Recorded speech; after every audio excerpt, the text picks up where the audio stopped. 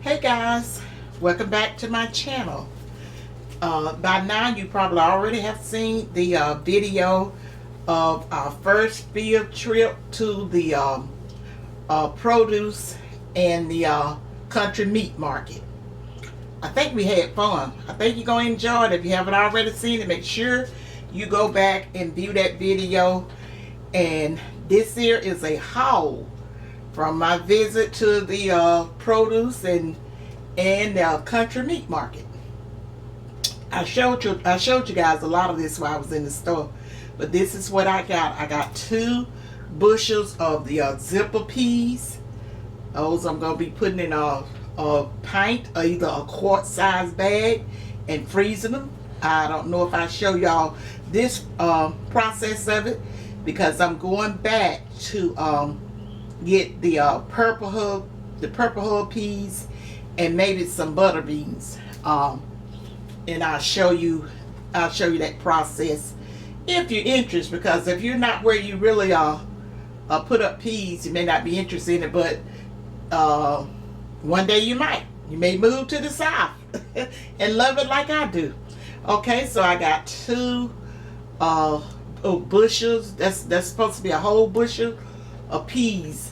Sometimes they call a hamper of peas, but my mama always call them a bushel of peas. I got 2 of those, and then I got the on the right side of it. You see where I told you guys when I showed you about that whistle stop seasoning batter of that fried green tomatoes, and then Tuck had went over there and seen one. It said seafood batter seasoning, and so I'm gonna give that a try. You know, I make my own breading for my fried green tomatoes, but theirs are also delicious. I like theirs too. I always get some once a year when I go down there to have for our fried green tomatoes, and then a lot of times I buy the green tomatoes down there because they have those world famous Slocum tomatoes. Oh, they're delicious. And I reckon that's what I got here. I don't know, unless they throw the curveball on me. These are supposed to be the famous Slocum tomatoes. I have to have me some of those every year. Well, I don't have to, but I normally get some every year because they are absolutely delicious. And you can make you just a plain old tomato sandwich with some white bread and mayonnaise and salt and pepper. Either you can make you a delicious BLT, bacon, lettuce, and tomato. You can't beat it, guys. And okay, and next to the tomatoes, I have some okra. The okra is real flavorful and everything. You can tell it's a difference from normally any okra that you get. And I just got enough to probably cook up a mess. I mean, yeah, just fry up some, and I probably do a video on that with you guys. I don't think I ever did one with the fried okra on there, so I'll show you how I do my fried okra. And what else? Okay, I went over to the we showed you inside of the country meat market where they have the butcher behind the counter, and you give them your order and you can get it cut and sliced like you want and the amount that you want. Okay, I got the I think this is just the bacon. Tuck had wanted some of the bacon with no rind. You see how they want this how they used to wrap our meats when my mom and dad used to go up to the corner store, the general store. This is what they do. This is the I think they call this market paper. It could be white or either brown.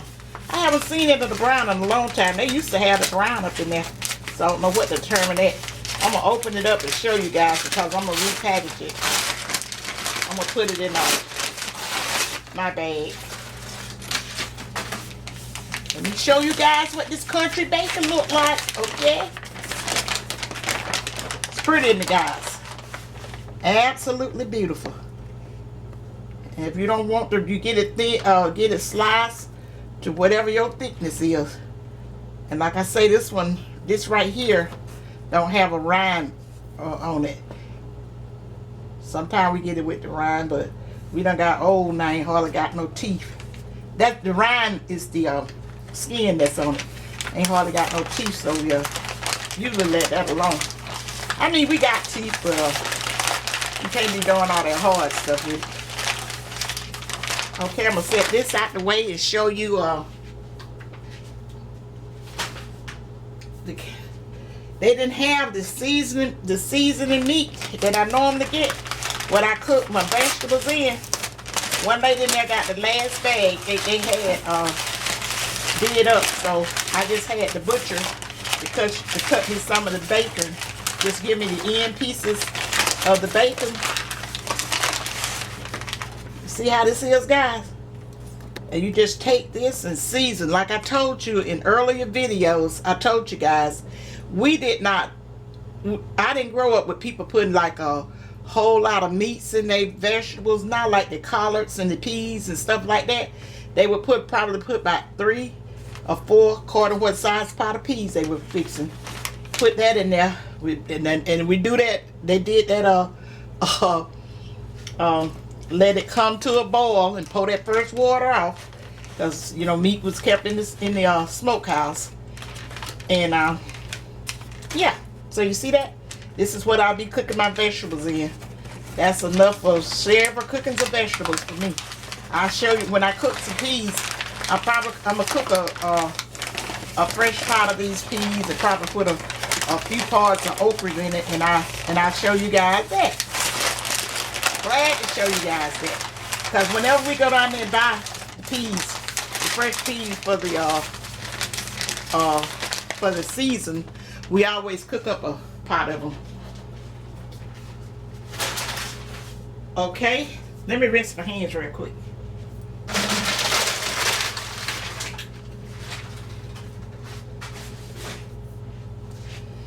What did I leave off at? Pass me a paper top behind.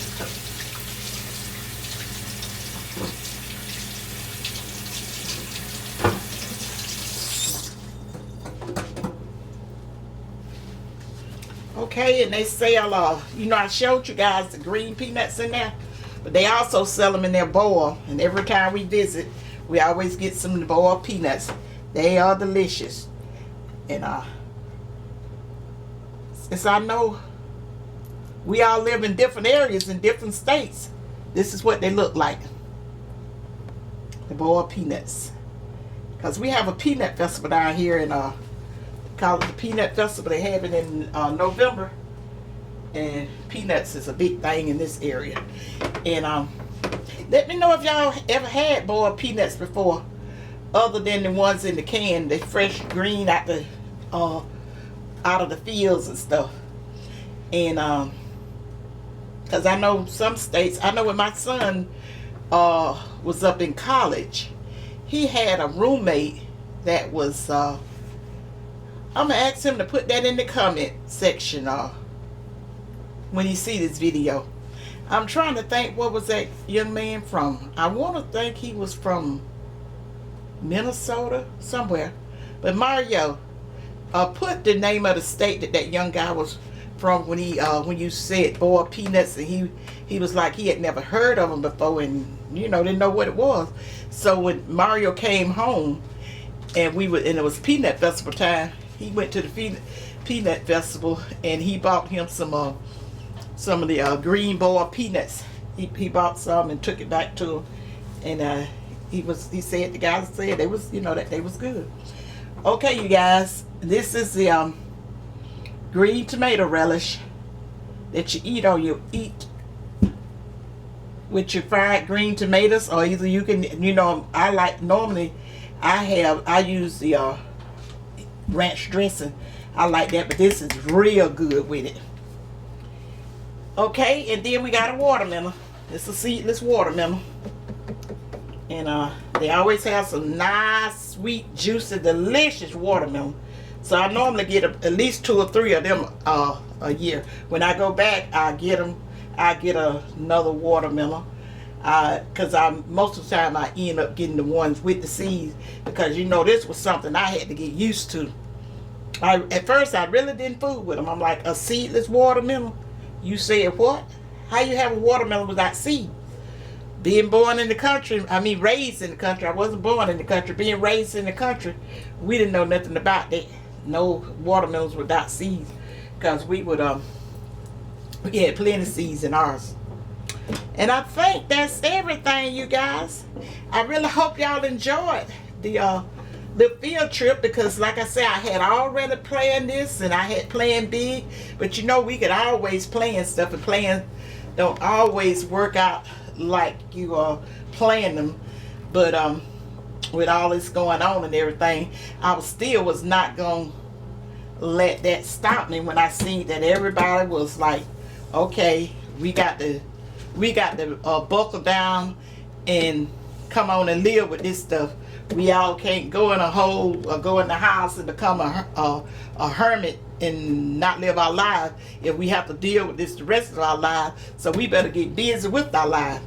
So that's one of the things I wanted to show you, that I was going to do as a field trip, and we got to go there. Thank God. I'm so excited about that. And then showing you guys how I do my peas and stuff. That'll be the next thing I show, because I think I'm going to do some a different way. I'm not really sure, because usually I just blanch them and I put them in pint or either quart size bag. I got to wash them up real good and just go through them. And then, you know, a long time ago we had to shell the peas. I showed you guys the peas that was in the hull. I think I served my sentence with shelling peas. I'm so glad. I heard a lot of old people, oh no, they didn't want the peas already shelled. They didn't want the peas already shelled. I told them, they're just fine for me. Because like I said, I served my sentence. Because when we would get out of school, the first thing, like, you know, the June and stuff like that, when the peas and stuff come out, that's what my mama had us doing. She called it working in her freezer. When she was working in her freezer, the peas and the corn and stuff like that, you kind of got absolutely tired of that. Now when we was in the country, she canned most of her vegetables. She did a lot of canning, because that's the reason I was surprised with the snap beans and stuff. When you put them in the freezer, the way I have, you know, I've tried it, and my mama said the same thing. They are not good. They're just sorry coming out the freezer. I don't know, maybe they're so young and tender. I don't know what's the deal with that. But if you have them canned in a jar, oh, the way my mama used to can them, oh, they was absolutely delicious. Okay guys, I'm gonna go ahead on and end this video, and I hope you enjoyed, and I look forward to bringing you other little adventures and stuff. It's so much fun having y'all along with me in the store. Even though I couldn't go live, I tried that go live stuff. I don't know whether I remember everything Brittany said on my telephone, because when we was down there in Florida, we was on her telephone, and now we was big timing with that live. I was like, oh, I'm live. I always kind of sort of wanted to go live, but I know that here in my area, I wasn't sure that I can do that. And Brittany would have tried something this time. She still feel that I make it do live and stuff out here, but we had so much to do these couple of days that she was with her, so we didn't have time to really fool with it where she could really show me what's going on. So I'm gonna end this video saying, if you haven't already subscribed to my channel, subscribe and leave me a thumbs up, and let me know down in the comment section how you enjoyed the this haul, and on the other video how you enjoyed the I call it a field trip, for lack of a better word. And I'll see you guys in my next video. Remember, Mae Mae love you, and bye.